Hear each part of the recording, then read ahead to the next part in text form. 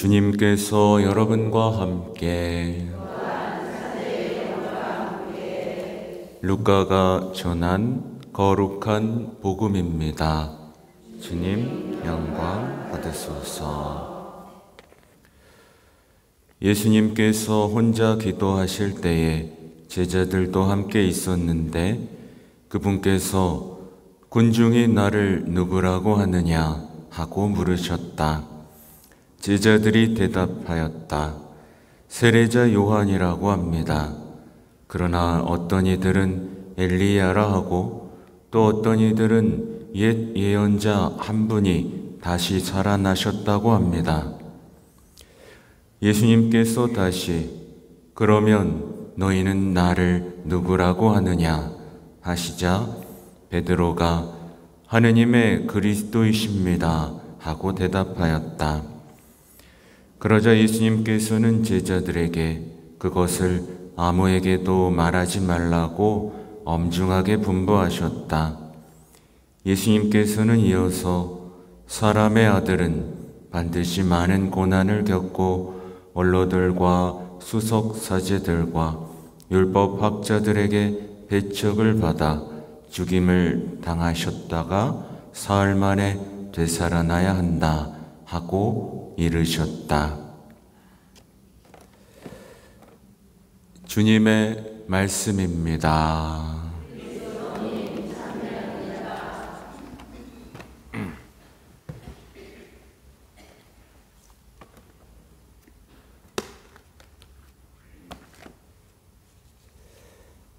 전미 예수님.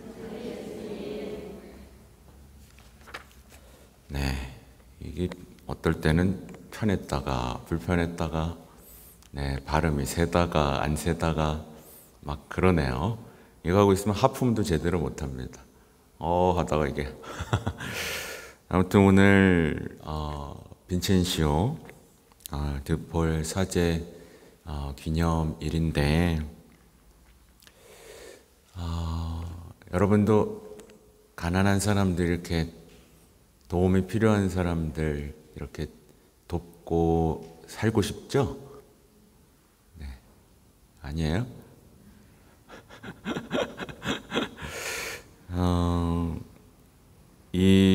그냥 그런 생각이 들어요. 어쩌다 이런 소명을 알아차리고 어쩌다 이렇게 삶을 헌신해서 이렇게 수많은 사람들에게 영향을 주었을까?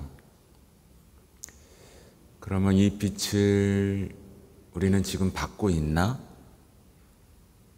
여기에 영향을 받고 우리의 삶을 바꾸고자 하는 그 열망이 떠오르나? 사실 이런 것들이 요즘에 작동을 안 해요. 예, 그죠? 김대건 신부님을 보면 어떤 열정이 작동을 해야 되는데 훌륭하신 분이구나. 빈첸시오를 보면 가난한 사람들 참 도왔구나.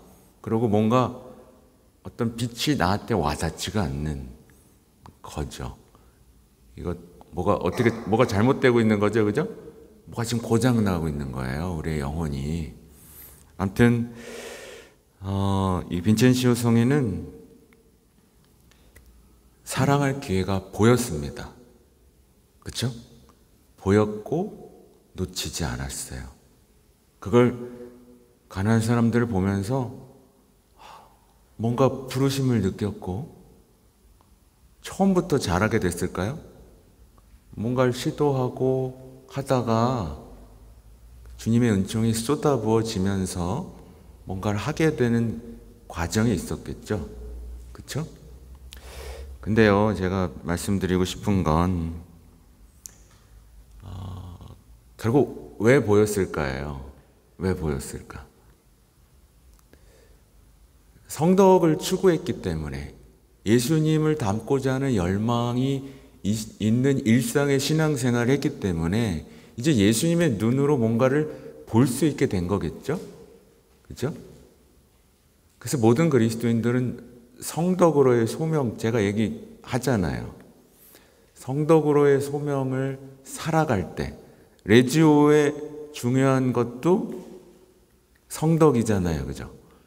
성덕을 추구하면 보이기 시작합니다. 내가 사랑해야 될 대상들, 그리고 내가 희생해야 될 때, 어떤 그 때가 보이기 시작하고,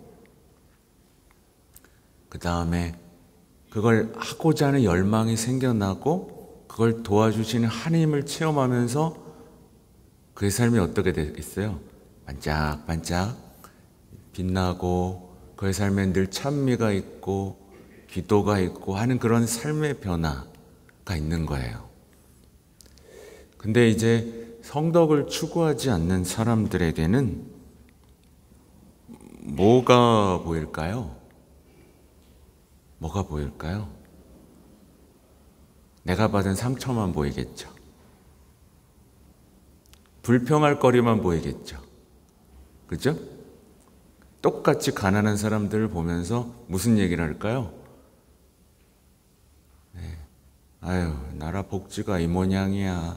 뭐 이런 얘기를 한다거나, 아유, 저는 게을러가지고, 이런 것들이 보이겠죠. 불평할 것들이 보이고 하겠죠. 가난한 사람들이 보이는 게 아니라 자신을 위로하고 자신의 욕망을 채워줄 사람들이 보이겠죠. 그렇죠? 완전히 다른 세상을 사는 겁니다. 그러니까 성덕을 추구하고 하는 사람들이 보는 세상과 삶과 이런 것들과 성덕을 추구하지 않는 사람들이 보는 세상은 사실 같은 세상을 살고 똑같이 살지만 완전히 다르게 살아요. 그죠? 그죠? 서로 외계인인 거야. 여러분이 뭐가 보여요? 네, 여러분한테 뭐라 그러는 게 아니고 선택인 거예요. 그건 이제 사람의 선택이다 라고 보시면 될 것 같고요. 아무튼 오늘 코엘렛 정말 멋진 이야기들이 펼쳐지고 있습니다. 그 중에 제가 첫 번째로 나누고 싶은 얘기는 그거예요. 나는 인간의 아들들이 고생하도록 하느님께서 마련하신 일을 보았다. 뭐 고생시키려고 뭘 하셨나 봐요. 그분께서는 모든 것을 제때에 아름답도록 만드셨다. 또한 그들 마음속에 시간 의식도 심어주셨다. 그러나 하나님께서 시작에서 종말까지 하시는 일을 인간은 깨닫지 못한다. 네. 가만히 이렇게 제가 자주 하잖아요. 서로 또 한번 보세요. 왜 안 봐? 빛나요? 어두워요? 빛나요? 그래요. 여기 나오시는 분들 대부분 빛나요. 근데 이제 가끔 만나면 어두침침한 사람 있죠? 그죠? 어두침침해요. 자기가 어두운 줄도 모르죠. 말하자면 제때에 아름답도록 만드셨다. 네, 정말 외모나 이런 게 상관없이 아름다운 사람들이 있죠. 어쩜 저렇게 아름다울까? 라는 사람들이 있죠. 그리고 또 재밌는 게 인간은 깨닫지 못한다. 깨닫지 못하면 어때요? 그죠? 깨닫지 못한다는데 세상 시작부터 종말까지 뭘 그렇게 깨달으려고 그래. 그냥 시키는 대로 사랑하고 살면 되지. 제때 아름다우면 되지. 그렇지 않습니까? 아무튼 이 말씀을 통해서 우리는 인생에 대한 어떤 성경적 관점을 만나는 거예요. 그렇죠? 고집 부리고 신념 부릴 필요 없습니다. 지금 코엘렛이 말하는 이 인생에 대해 우리가 마음을 열고 나의 인생도 여기에 대입되고 아름답게 빛나면 좋겠어요. 시작할 때 이렇게 시작하죠. 하늘 아래 모든 것에는 시기가 있고 모든 일에는 때가 있다. 네. 지금 여러분은 어떤 시기죠? 어떤 때를 기다리죠? 우리 본당은 지금 어떤 시기일까요? 어떤 때가 올까요? 그때를 맞이할 수 있을까요? 저는 이제 이거를 어떻게 설명하고 해설할까 하다가 그냥 묵주기도가 떠올랐어요. 묵주기도가 떠올랐습니다. 여러분 각 신비 묵상하죠? 그죠? 각 신비는 뭐예요? 다 예수님의 어떤 시기, 때를 가르치는데 각 신비 모두 예수님의 가장 아름다운 찬란한 때였어요. 그죠? 동의하세요? 그죠? 예수님의 시간에서 아름답지 않은 때가 있었나요? 없었죠? 아름다운 때가 다 아름다운 때였어요. 심지어 고통받는 때도 어땠어요? 아름다운 때였단 말이에요. 신비로운 때였죠. 그래서 환희, 빛, 고통, 영광의 신비. 그렇죠? 그래서 예수님의 모든 때는 아주 신비롭고 아름다운 때였다. 그러니 여러분이 예수님을 알게 됐을 때 여러분의 모든 때는 어떻게 되겠죠? 아름답지 않은 때가 있어요, 없어요? 신비롭지 않은 때가 있어요, 없어요? 대답이 없네.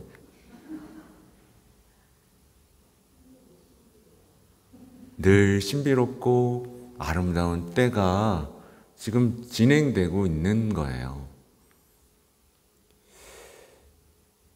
예수님과 함께 하신 성모님의 시간, 아름답지 않은 때가 있었나요? 때때로 힘들고 고독할 때도 있었겠죠. 근데 그걸 아름답지 않다라고 얘기할 수 있나요? 없죠. 여기서 우리가 알 수 있는 건 예수님과 관계를 맺은 깊은 관계를 맺고 함께 살아가는 이들은 다 어때요? 제때 아름답게 빛나고 있다. 예수님과 대화를 시작한 사람은 모든 때를, 모든 시기를 최고의 순간으로 산다. 여러분 동의하세요? 네. 이해가 안 돼요? 나 힘들어 죽겠는데 뭔 소리 하는 거야? 막. 내 때가 지금 난 내가 이렇게까지 힘든 때가 없었어. 빨리 벗어나고 싶어. 이런 분이 없기를 바랍니다. 그러니까 예수님을 따르는 사람은 지나온 과거에 대한 후회 하지 않아요. 심지어 못 살았다, 예수님을 몰랐었다, 막 살았다, 그렇다 하더라도 예수님은 영원한 분이기 때문에, 영원한 시간 속에 있기 때문에 그 못나고 찌질한 시간 역시 예수님과의 대화 속에 빛나는 시간으로 변화되죠. 앞으로 다가올 미래에 대한 불안감이, 걱정이 있나요, 없나요? 오히려 기대하죠. 기대가 되죠, 여러분. 앞으로도 아름다울 거니까. 예수님과 함께하는 한. 여기에는 깊은 신뢰가 밑바탕에 깔려 있습니다. 모든 것에 때가 있음, 모든 것을 제때에 아름답게 하시는 하나님께 대한 깊은 신뢰가 있죠. 그렇죠? 여러분 이걸 다 알아들었으면 좋겠어요. 그래서 예수님을 사랑하는 사람은 시키는 대로 삽니다. 복잡하게 살지 않아요. 시키는 대로 현재에 충실하게 삽니다. 그리고 그 지금의 바로 이 순간을 환한 빛으로 만들죠. 그리고 어때요? 사람들이 볼 때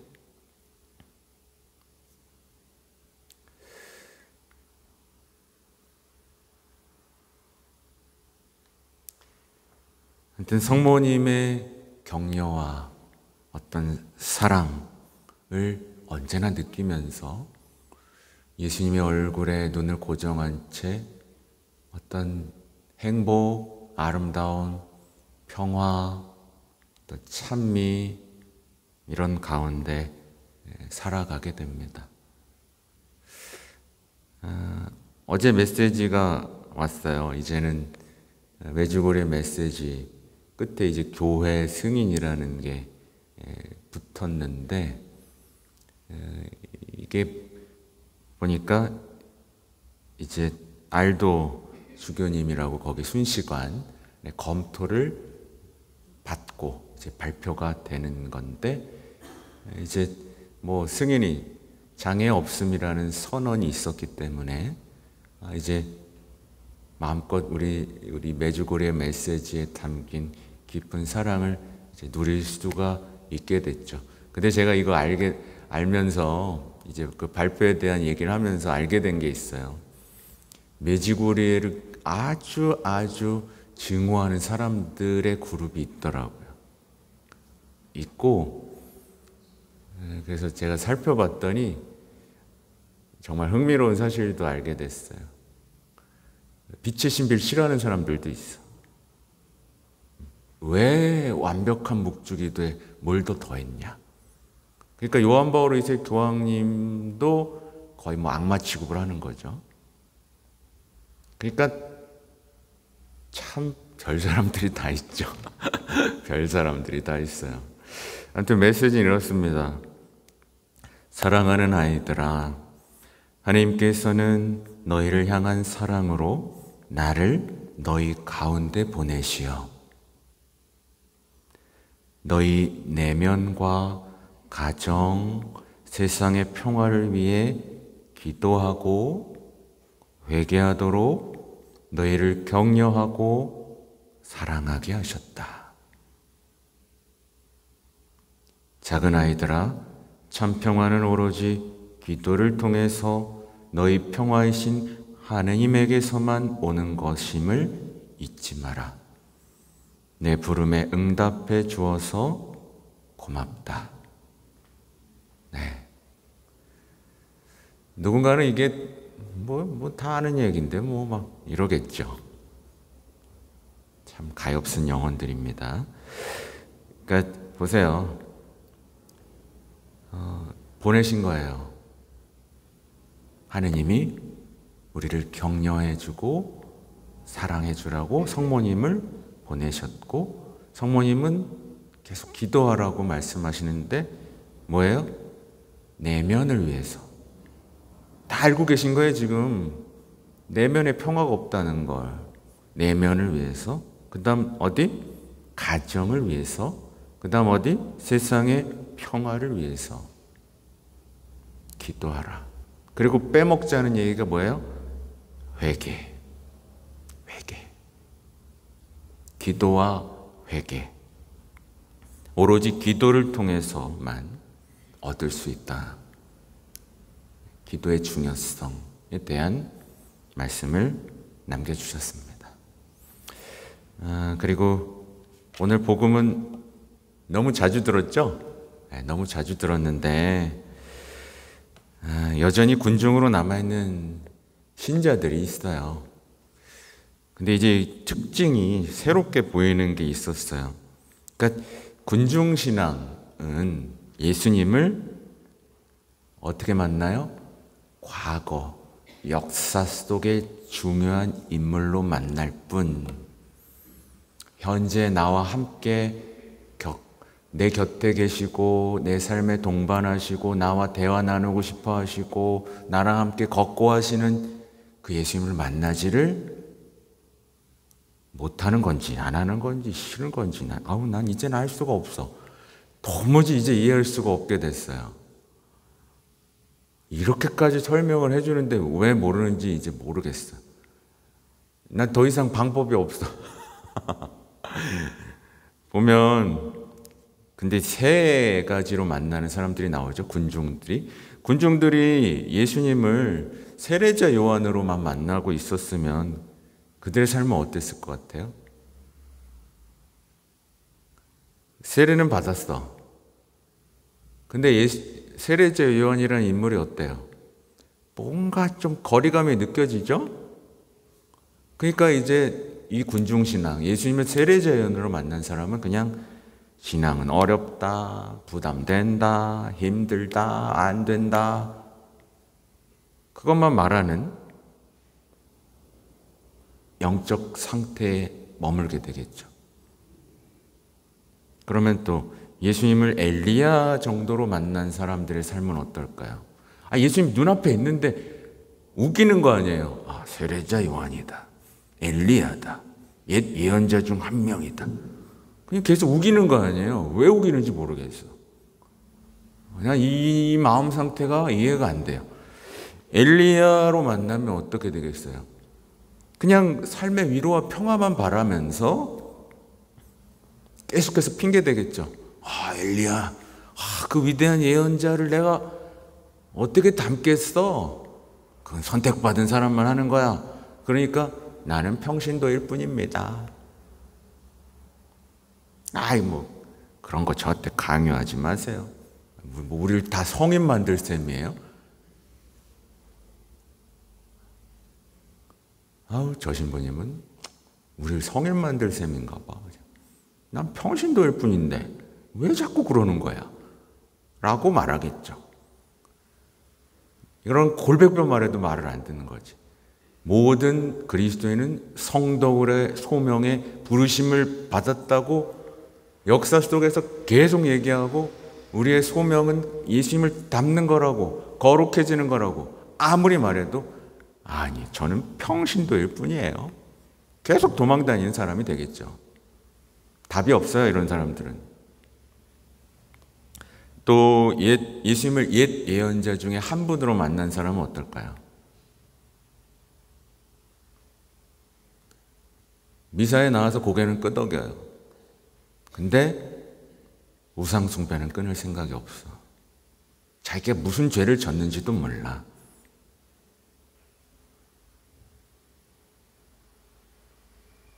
그러니 성당에 나오지만 어떤 그 참된 회개 속에서의 내적 해방은 체험할 수가 없는 거예요. 그 옛 예언자를 무시했던 그 이스라엘 역사를 보세요. 회개하십시오라고 했는데 하나님은 사랑이십니다, 도와주실 것입니다 라고만 외치면서 삶이 무너져 가는데도 그냥 그대로 있었던 그 사람들을 보세요.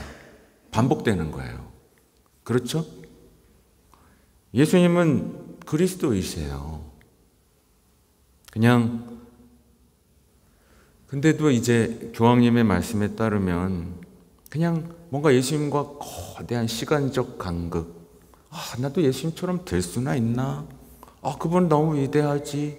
그건 예수님이니까 하실 수 있는 거야. 그건 성모님이니까 하실 수 있는 거야 라고 말하면서 계속 그냥 그런 상태는 제발 이 신앙은 끝나야 되는데, 그죠?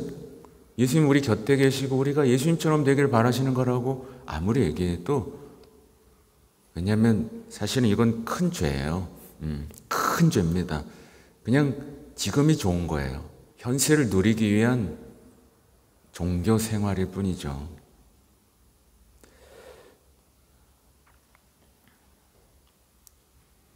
그러니까 예수님을 실제로는 이미 죽었고 멀리 있고 다가가기 어려운 신으로 만나는 어리석은 분들이 여기는 없길 바라요.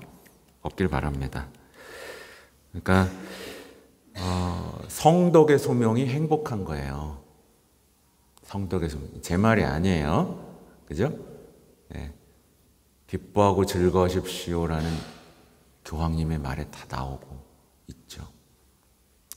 제발 어려운 거 압니다. 때때로는 이 현대 사회에서 살면 자기에 대한 사랑에서 벗어나는 게 쉽지가 않죠. 자기에 대한 사랑 속에서 있으면요, 제가 하는 얘기들은 다 못 들어요. 그래서 아유 모르겠다, 안 된다, 어렵다, 힘들다, 이것만 그냥 무한 반복. 어떻게 믿어요? 그냥 이 얘기를 그냥 믿으면 안 돼요. 그냥 믿으면 되는데, 그죠? 그냥 믿으면 돼요. 시키는 대로 하면 됩니다. 그 순수하고 아름다운 신앙, 서로 사랑하여라, 용서하여라. 어떻게 사랑해요? 저 꼴보기 싫은 사람을 어떻게 용서해요? 이것만 반복하고 있는 거예요. 일생 동안. 제발 여기서는 벗어나야 됩니다. 예.